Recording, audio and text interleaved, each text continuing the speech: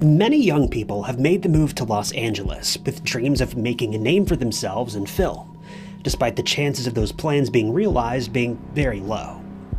Those who succeed usually go on to enjoy a prosperous and fulfilling career, but those who fail are either forced to return to their hometowns or keep trying in hopes that one day they'll get their big break.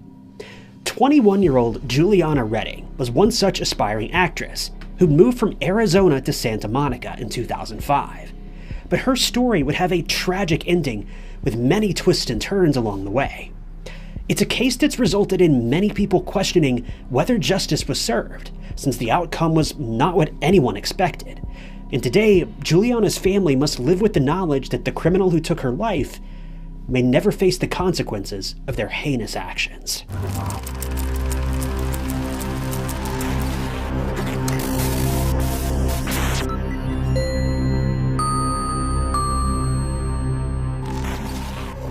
Juliana grew up in Tucson, Arizona, where she attended South Point Catholic High School, and by all accounts, she had a great childhood.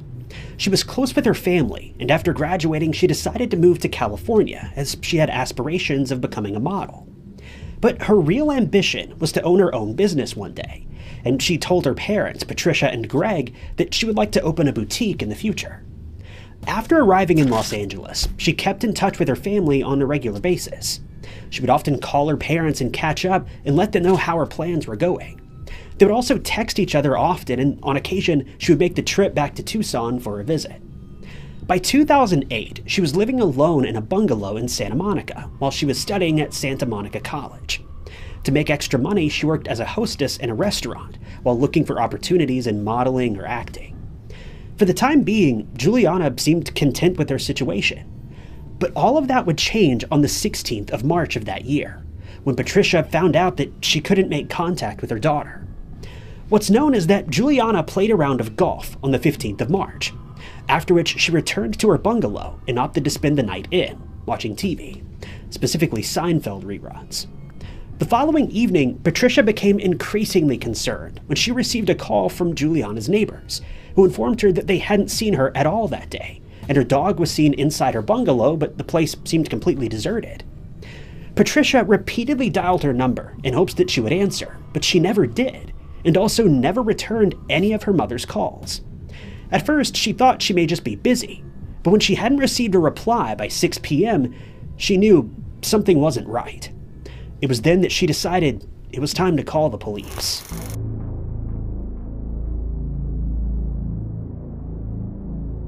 Patricia explained the situation to investigators and asked whether they could do a welfare check, to which they agreed. Officers traveled to the bungalow and looked around outside, but saw nothing out of place or suspicious. Her car was still parked in the driveway, which suggested that she should be home, but the bungalow was silent. But when they entered the building, they knew something strange had happened. They noticed a candle burning in the bungalow's main entrance, and then immediately detected the odor of natural gas, which they then discovered was coming from the gas stove that had been left on, but the burner wasn't lit, meaning the entire room was now essentially a time bomb. Then they made an even more unsettling discovery. After searching through the house, they walked into the back bedroom, and here they found Juliana. Unfortunately, she was no longer alive. It didn't take detectives long at all to realize that she had been strangled, but it was also obvious that she put up quite a fight against her attacker.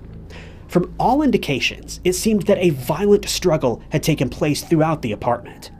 This theory was confirmed when it was revealed that Juliana's DNA was present under her own fingernails, suggesting that she was attempting to remove her attacker's hands from her throat. There were very few clues as to who had ended her life, but one thing that was certain was whoever entered the apartment had plans to cover their tracks by blowing up the apartment. They'd hoped that the gas emanating from the stove would react with the lit candle, thereby creating an explosion that would have wiped out a lot of evidence at the scene. It's believed that thanks to the age of the building, the gas never had a chance to build up enough to cause an explosion. And before long, investigators started to piece together what they believed happened in the moments leading up to Juliana's death. They believed someone entered the bungalow at around 10 p.m. on the night of the 15th of March. After gaining entry, they attacked Juliana, and at some point had caused injuries to her head by hitting her against the floor. Since this was a prolonged attack, investigators believed that her assailant didn't expect her to put up such a fight, and in the end, they had to resort to strangulation. It would later be determined that Juliana attempted to contact emergency services at some point, as her phone records showed that she dialed 911, but the call ended before it could connect. The neighbors who'd contacted Patricia told officers that they heard the sounds of furniture being moved around and someone screaming at about 9:53 the previous night, but added that they hadn't seen anyone suspicious in or around the building. And it's certainly a shame they didn't take the situation more seriously, but you can't really blame them too much. Like they said, nothing seemed out of the ordinary, and it could have been a small party or something for all they knew. Evidence was collected from the scene of the crime, including several DNA samples that were found on the building's front door, the phone, Juliana's clothing, and on her throat. These samples were sent into a lab for analysis, but they would take some time to reveal who'd been inside her apartment. In the meantime, investigators interviewed Juliana's family and friends, who gave them as many details about her life as they could. When speaking to crime scene experts, Juliana's father suggested that they contact a man named John Gilmore, with whom Juliana had been in an on-again, off-again relationship. He added that he was concerned about Juliana when he found out they were dating, since Gilmore was known to have had a violent temper, which became all the more apparent when he kicked in her car door on one occasion, and had also forced his way into her apartment. When investigators heard this news, they felt like they finally found the lead they'd been hoping for. They immediately set out to locate John, and it didn't take long at all before they found their man.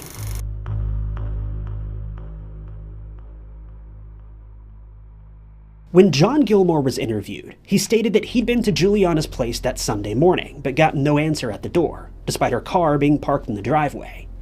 He looked in through the security gate, but could only see the burning candle, though he'd never smelled any gas. When asked about the violent incidents that they'd been told about, he admitted that he and Juliana had on occasion gotten into fights, one of which took place that Saturday night when they started arguing about his plans for the evening. He'd called her to tell her that he was planning on spending some time with some of his friends that night, and this must have irked her, since she abruptly ended the call. He claimed that she then decided to spend the evening with one of her own friends, and he ended up going to a house party at a residence a few miles from her apartment. While there was still some tension between them, they kept texting each other throughout the evening, but then at around 10 p.m., she stopped responding to his messages. When he still hadn't received any reply the following morning, he attempted to call her and sent several text messages, but again he got no response. This is when he went to her building, but had no choice other than to leave when he couldn't find her there. While he was certainly the first suspect, his name was soon cleared thanks to surveillance footage from the night of the attack. Security camera footage showed him visiting a convenience store and a Jack in the Box restaurant. Several people from the house party were able to confirm that he was there when the attack took place, since they saw him there between 9:45 and 10:15 p.m. His innocence was fully confirmed when it was revealed that much of the DNA found in the apartment belonged to a woman, not a man. And police now had a lot of unanswered questions. They then started the task of speaking to all of the women in Juliana's life. There was suspicion that someone who knew her might have become jealous of her looks or her lifestyle, or that there was some sort of love triangle involved. Investigators collected DNA samples from everyone they spoke to, but this led nowhere, as no match was found for the samples that had been removed from her apartment. This is when they discovered that there was another man in the picture, a doctor by the name of Munir. Upon further investigation and questioning, investigators learned that Juliana and Munir had met each other while she was employed at a restaurant in 2007. She must have made quite an impression on him, since he offered her a job as a medical assistant and she readily agreed. Working as a hostess or a waitress in a restaurant obviously doesn't pay very well, at least not considering all the crap you have to deal with from patrons, and she must have jumped at the opportunity to earn a little more money. But their relationship wouldn't remain merely professional for long. Before too much time had passed, she agreed to move in with Munir, and during this time Munir would bring her gifts and allow her to live in his upscale house that was located in Beverly Hills. While this notion must have been flattering for a while, it didn't take long for Juliana to become concerned about Munir's behavior, as she started feeling as though he was obsessed with her. He told her that he wanted to buy her an expensive car when she turned 21, and at one stage he even suggested that they get married. There was no doubt that she would be left wanting for nothing, since he was a very wealthy man, but he was known to waste money on jewelry, cars, and women, which she found overwhelming and somewhat concerning. It's unclear if Munir simply got the wrong message from Juliana, or if he was making things out to be much more than they really were, almost some sort of delusional wishful thinking. But whatever the case, Munir's behavior only got stranger and stranger from here, and it didn't take Juliana long to realize she needed a way out.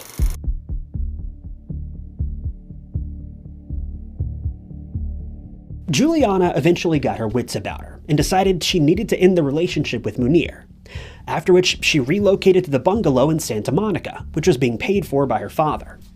The pair parted ways on good terms, and they even stayed in touch, which is a little bit surprising. One of Juliana's friends would later reveal that she, Juliana, and Munir traveled to Las Vegas on one occasion to celebrate her friend's birthday. But all was not as it seemed, as her father started looking into Munir's background, and what he found was seriously startling. He discovered that Munir not only was married at the time of his supposed relationship with Juliana, but that he had 3 children who were living in Lebanon. He was certain that his family didn't know about Juliana or any of the other women that he'd been seen with, and so he relayed what he'd found to his daughter. She was taken aback and upset by the news, and immediately told him that she no longer wanted to see him, and she even told him to never speak to her again, which was probably the right move. While Juliana and Munir were no longer on good terms, her father, Greg, who was a pharmacist, still kept in touch with Munir, since they'd been working on a business deal together, but it never came to fruition as the deal fell through after Greg became concerned that Munir was running his business somewhat illegally. Evidence was quickly beginning to stack up against this man, and it quickly became clear he simply wasn't the man he portrayed himself to be. Investigators found it strange that Juliana had her life ended just a week after this deal had gone sour, and they soon started suspecting that Munir knew much more than he was letting on. But bear in mind, his DNA was not found at the scene of the crime.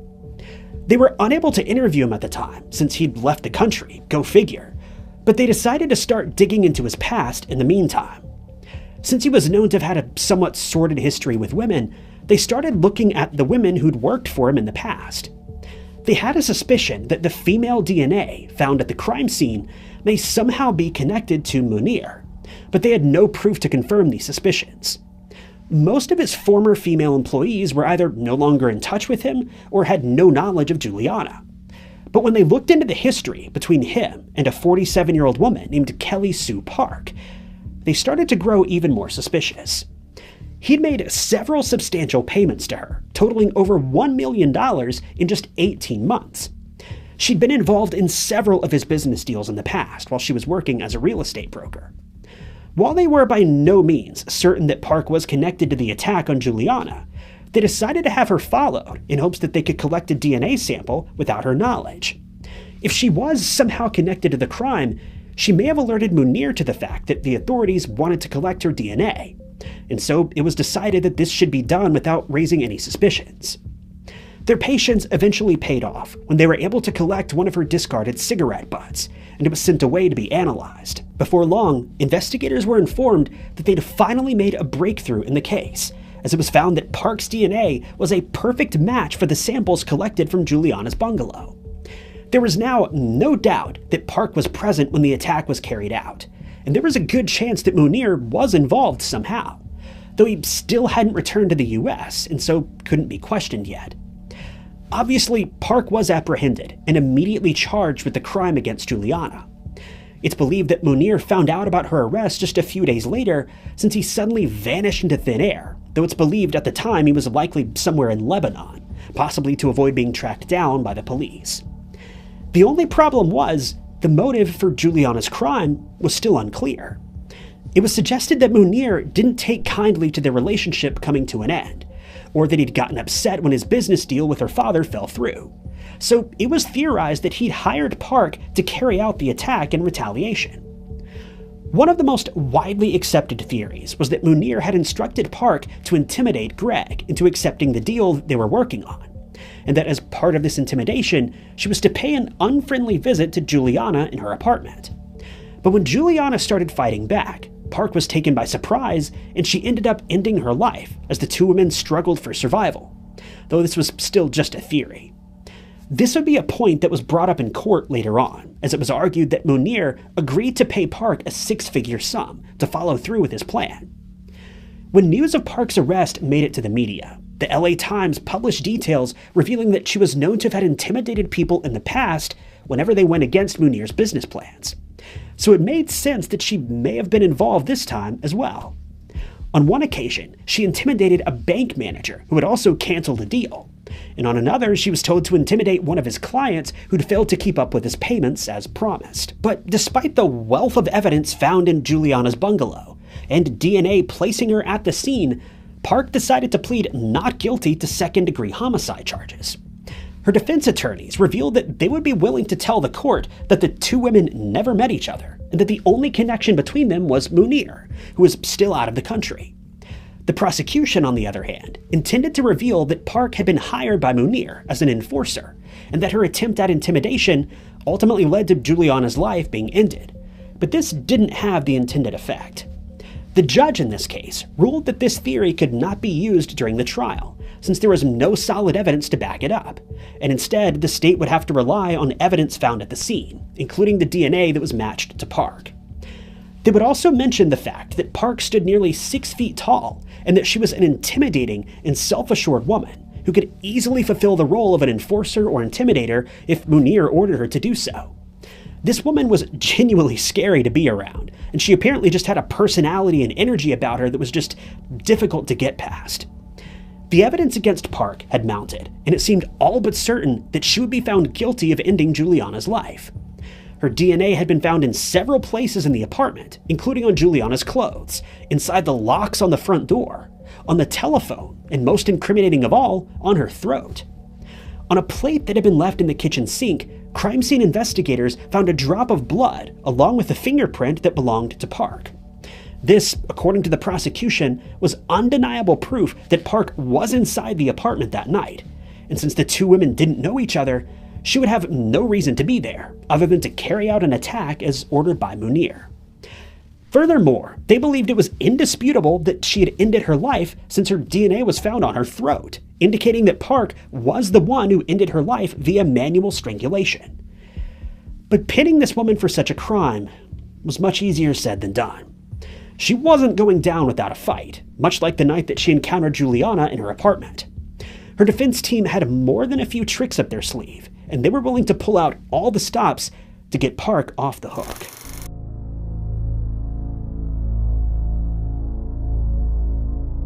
Kelly Park's defense team had a different theory that they claimed cast doubt on the suggestion that she was in the apartment with Juliana on the night of the crime. Since there were no witnesses that night, they contended that there was too much uncertainty as to what had transpired, and furthermore, they theorized that Park's DNA could have ended up in the building through DNA transfer. This occurs when someone touches an item belonging to someone else, and that item is then found at a crime scene, resulting in an innocent person being suspected of a crime when it's discovered that their DNA is present. Another example of this is when an item is touched by two people, resulting in DNA from one person being transferred to the other.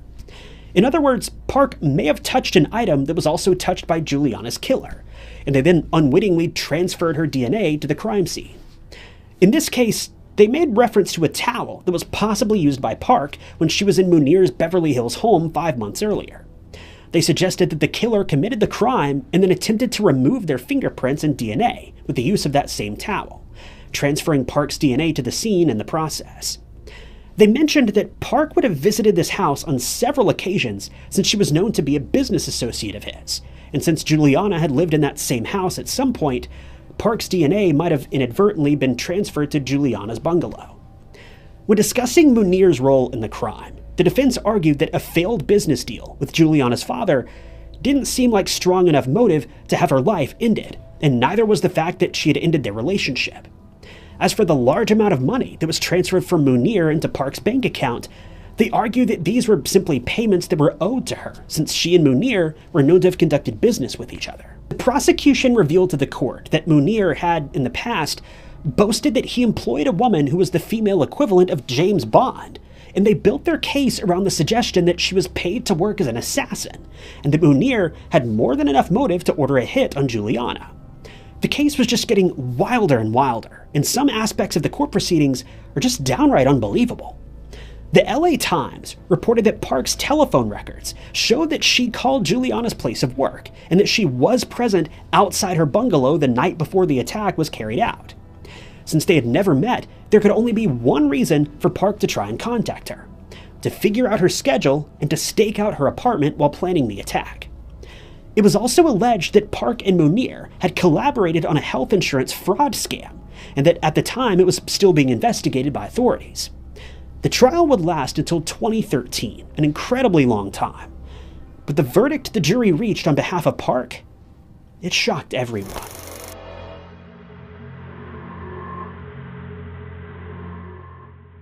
After all the court proceedings had been carried out, the jury found Kelly Sue Park not guilty. Juliana's friends and family members who were present at the proceedings were outraged at the verdict and made their feelings known, shouting that she knew she was guilty and that something had gone terribly wrong while she was being led out of the courtroom. This meant that no one would be held accountable for the loss of Juliana's life, and that the one man connected to everyone involved in the case would not even be questioned since he couldn't be reached. This verdict, for all the painfully obvious reasons, must have had a devastating effect on her family, who only commented on the outcome via a written statement, in which they expressed their sadness and shock at the fact that justice had never been served. Worse yet, Lebanon doesn't have an extradition treaty with the United States, and the country does everything it can to protect its own citizens, meaning that as long as Munir stays put, he'll never face judgment for his actions. They found it unbelievable that the massive amount of evidence against Park and Munir wasn't enough to see them convicted. They've done their best to come to terms with the decision, and her mother, Patricia, now uses her daughter's room when she paints, helping her feel some small level of connection to her daughter, even after all these years have passed. She says that she's resorted to using art as a coping mechanism, since she produces her best work when she's emotional. At times, she feels as though she and Greg, along with their son Patrick, are still stuck in 2008 when the attack took place, since they still find it hard to believe that Park and Munir walked away scot-free. But thankfully, she's found new meaning in her life, since she remembers her daughter through her art, and after overcoming breast cancer, she started looking for the positive aspects of any obstacles she faces. As for Munir, it's believed that he joined his actual family in Lebanon after fleeing from the US, and today he still maintains he's innocent in the matter.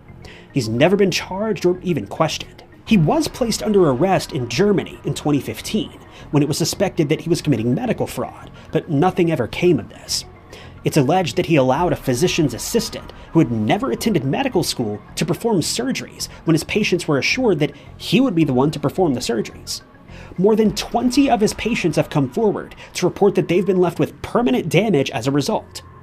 For reasons unknown, he was released and then traveled to Lebanon once again, where he was again suspected of committing medical fraud. Park was also arrested in 2015 in the German case, when it was found that she was involved. She was charged with conspiracy, lying to patients, disfiguring patients in botched surgeries, and cheating insurance companies out of $150 million. She was eventually released on $1.5 million bail, and once again managed to slip out of the grasp of police. Juliana's case is one with no happy ending and no easy answers. Her family did their best to protect her from Munir when it became apparent that he was living a double life, but in the end, he walked away without so much as a slap on the wrist. Some may consider this to be an unsolved case, but I think we all know the truth here. Sometimes the justice system simply fails those who trust that due process will prevail, no matter the amount of solid evidence that's presented. One can only hope that lessons are learned from this case and hopes that similar failures don't become commonplace in the future.